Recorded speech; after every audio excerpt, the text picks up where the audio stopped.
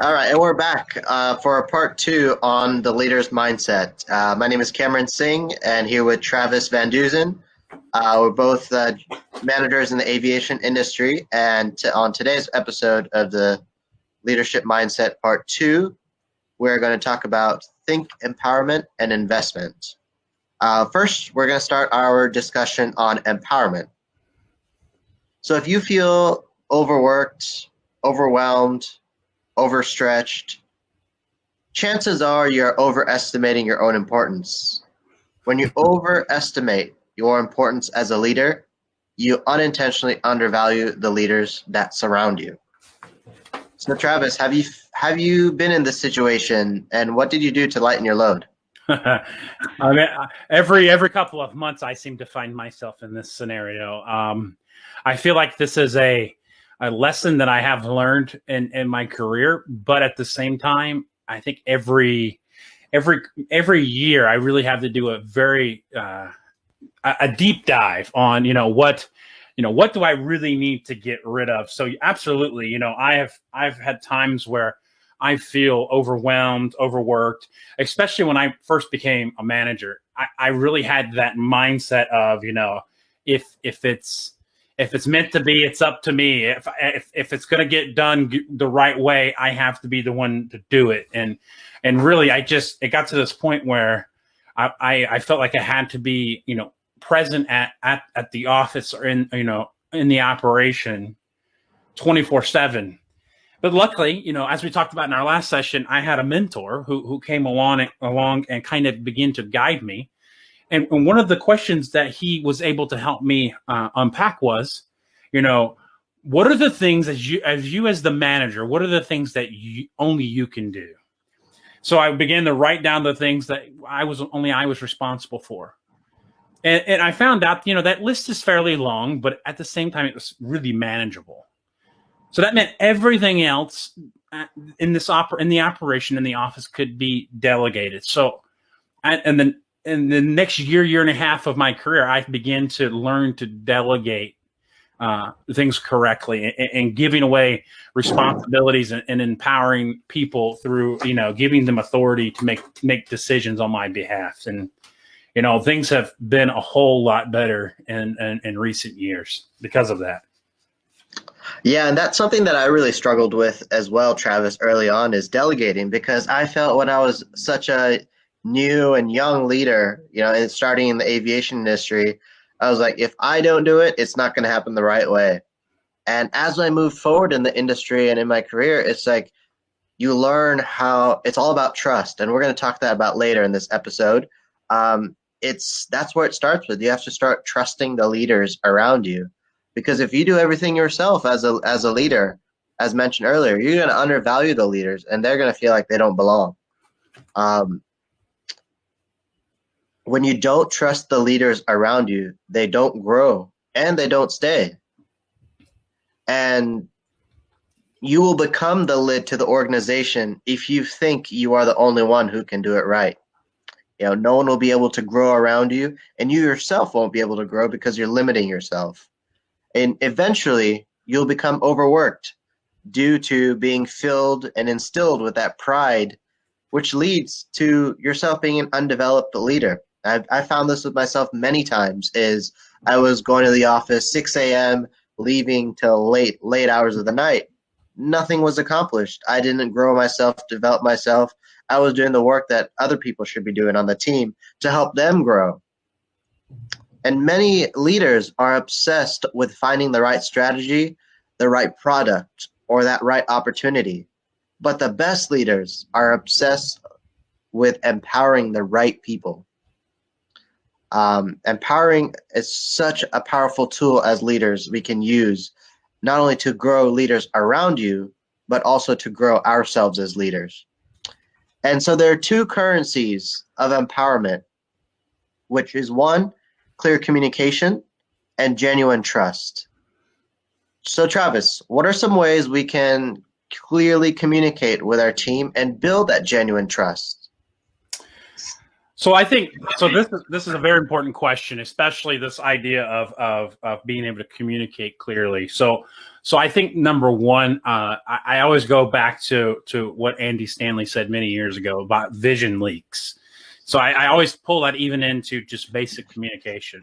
Um, you got to remember, when we live in this management world, our lives are somewhat completely attached to our jobs. I mean, they're one and the same. We have to remember, for most of our employees, this job is a 9 to 5, 8 hour a day job, and they go home and they try to forget about the business. They forget about everything that goes on. So often the communication, the things that we try to communicate to our teams, the expectations we try to set, they often are easily forgotten. So there's an important communication aspect of that. As number one, I would say that you must always be constantly in a constant repetition of repeating yourself. The second part to that is really the best thing that you can do is you have to model your expectations. I mean, this is a perfect example. If I'm out on the airport ramp, if I'm not in a safety vest with earplugs in and with eye protection or whatever requirements that are required by the company that I work for, then am I really truly setting an example or a clear communication of what is expected by my team?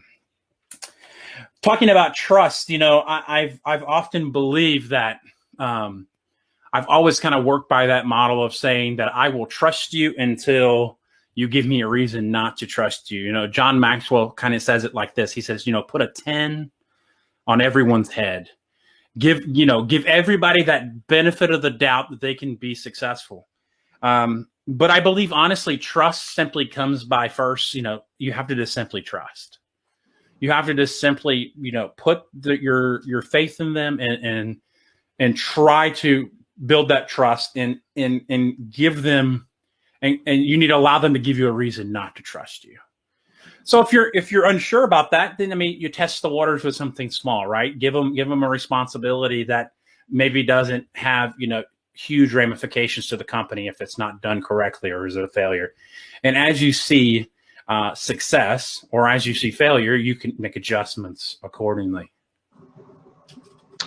Yeah, and clear communication is so important, and as for us as leaders to clearly communicate, and this is in various forms. It could be in person, verbally, written. It's so important to be clear in your expectations. One thing that I value so much is spending that time with the team, that quality time. When when I have spare time, is spend time with the team and just talk about what's going on.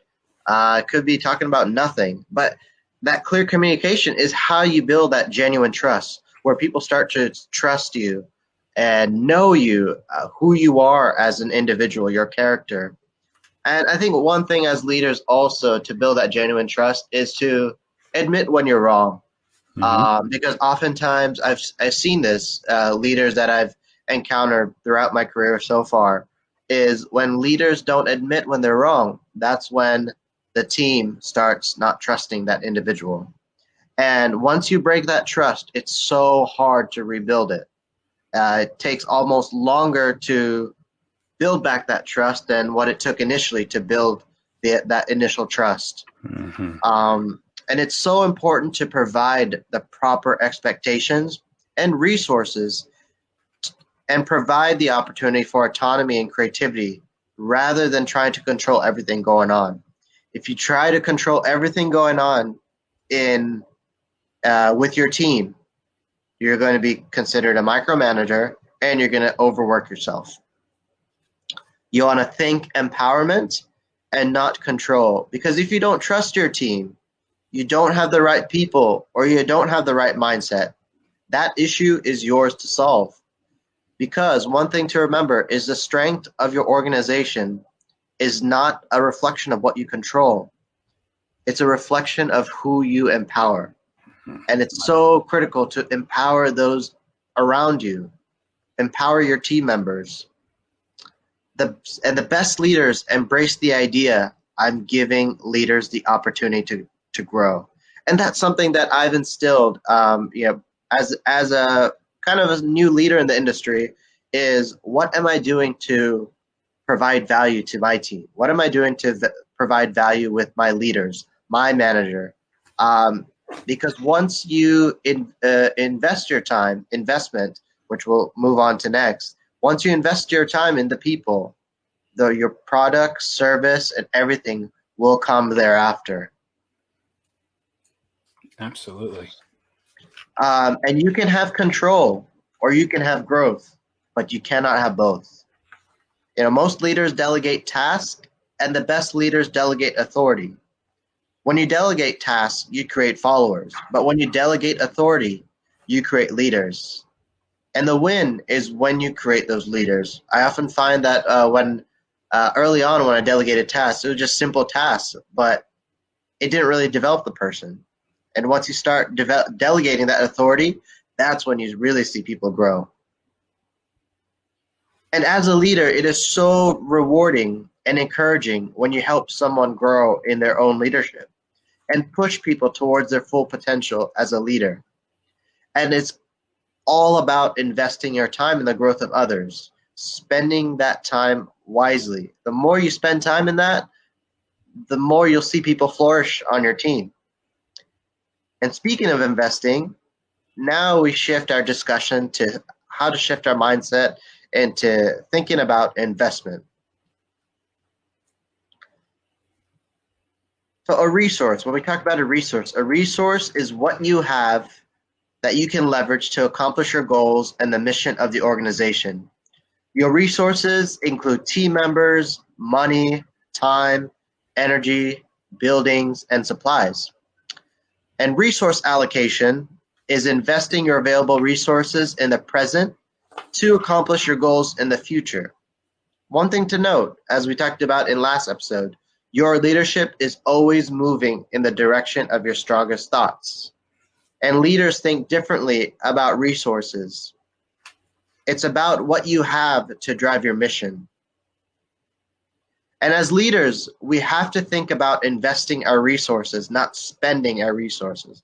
Often with our P&Ls, we're so focused on, okay, how much do I have to spend this month? How much do I have to spend on our equipment? How much do you have to spend on supplies for the month? But it's not about spending, it's about investing. And what an investment is when we're expecting an exponential return on what you put in. And time is your most important asset as a leader. You have time for what you choose to have time for.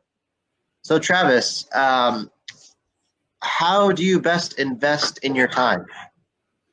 Yeah, I love what you did. I love what you just said about the whole. You have time for what you want to invest in. That's so true. For me, I've had a couple of good mentors from the management space, and one of the things early on they told me was that once you reach the management level, once you reach that management level, number one, you're getting paid at a higher wage. The expectations of things that you do are there's a different list of expectations for you now. So when I put 5% effort in, if I'm just a normal employee, normal expectation, if I put 5% of effort in, I get 5% production out. Well, when you reach management level, you really have to start thinking about the perspective of when I put 5% effort in, I need to be able to get 25, 30% results out. So what I look at is really, number one, from a managerial perspective, I look at what are the things that I can do that have the most lasting effect on my company, the people, the organization, the finances, whatever it is. What's going to be that 10x kind of opportunities that it's going to come across. But I also look at this from a personal growth perspective. One of the things I was guilty of doing early on in my personal growth was I got stretched too thin and trying to learn too many different subjects and too many different ideologies.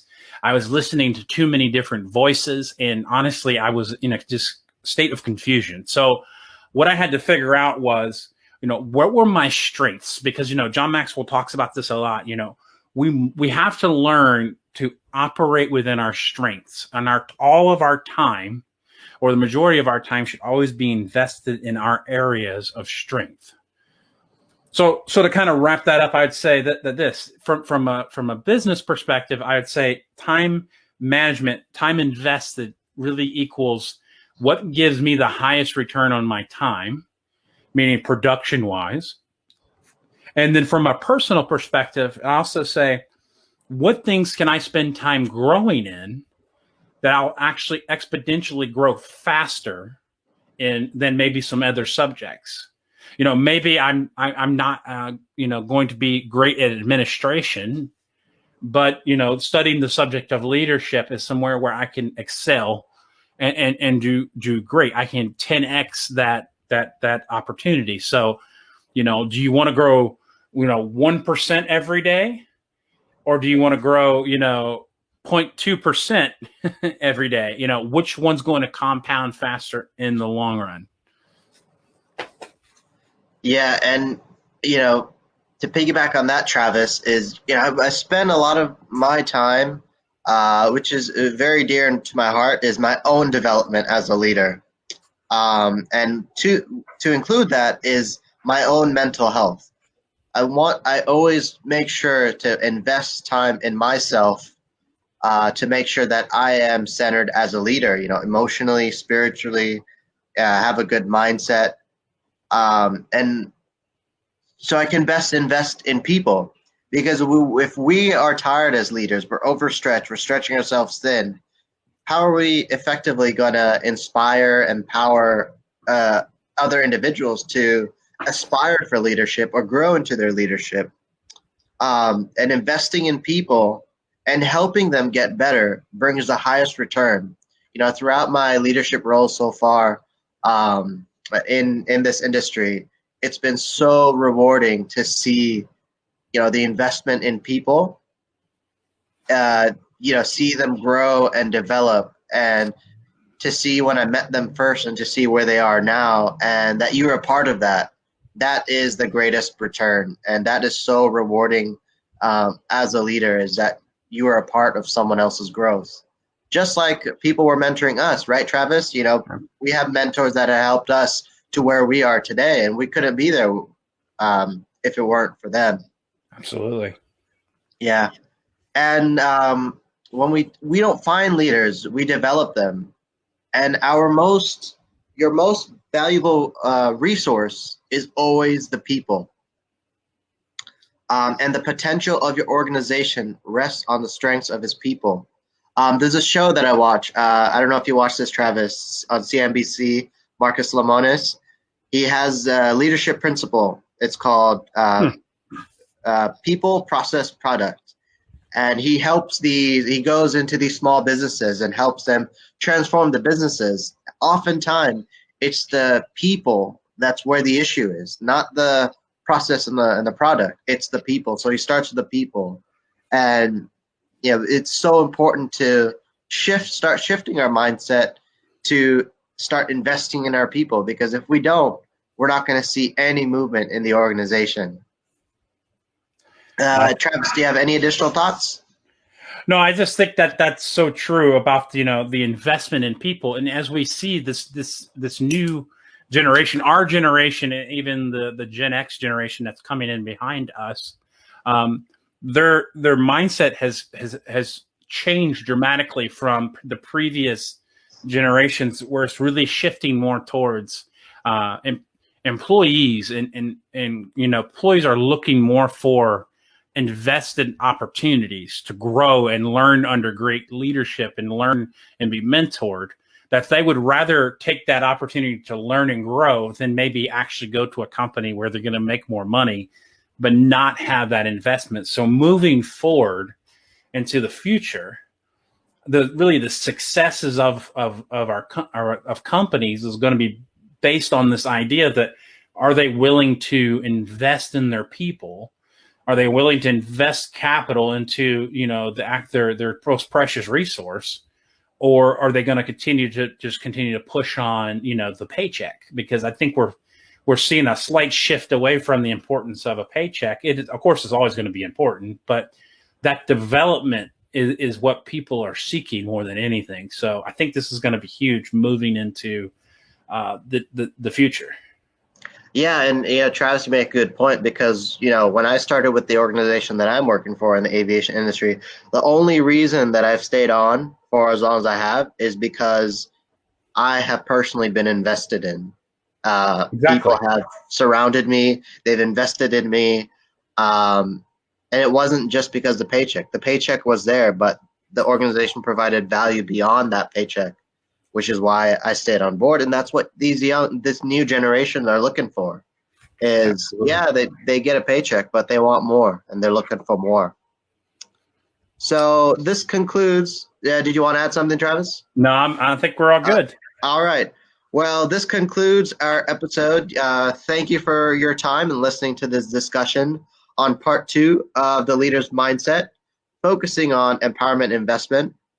One thing to remember, your life is always moving in the direction of your strongest thoughts. So one thing to ponder before I listen to part 3, which is coming up soon, what are you going to do to think differently as the leader? And how are you going to change that? So our next episode of the Leadership Download will further the discussion on the leader's mindset. The final part 3, where Travis and I, we're going to discuss about thinking about possibilities and inspiration. So thank you for tuning in, and we'll see you on the next one. Peace.